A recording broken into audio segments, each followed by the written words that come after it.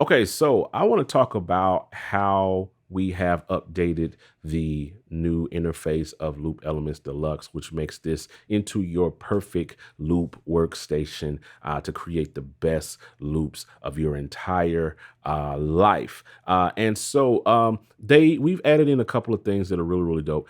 We have the amp envelope, which is your ASDR. We have your filtering section, and we have the layer mixer, which works really really dope because I can add in like my kicks and claps here, and I can manage my kicks, snares, and claps. That's what KSC stands for, on one layer area. And I can control the volume of that. I can bring it up louder if I want to. I can make it do whatever I want, volume I want. Then I can add in like my percussion. I can do the same thing. Maybe I want to pan this more left, you know, something like that. Feels good. Then my elements. And then we blend the layer. Maybe I want to tune these, make them higher, more ticky. But I can make this into whatever I want,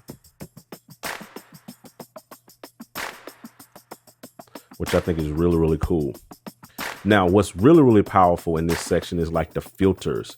So I can turn on the filters. I have a low pass, a high pass, and a band pass. Let's keep it on low pass for right now.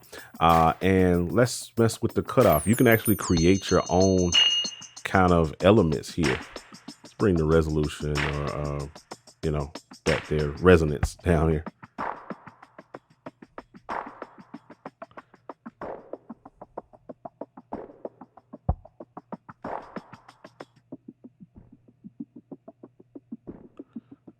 So you can legit create your own elements, your own filtered loops to kind of do what you want to do. Play around with the, filter envelope, which is really cool. So you can really take these loops and make them into whatever you want just right here on the main interface. And there's 3 other sections we're going to talk about in other videos, because I want to keep each video kind of dedicated to its own thing.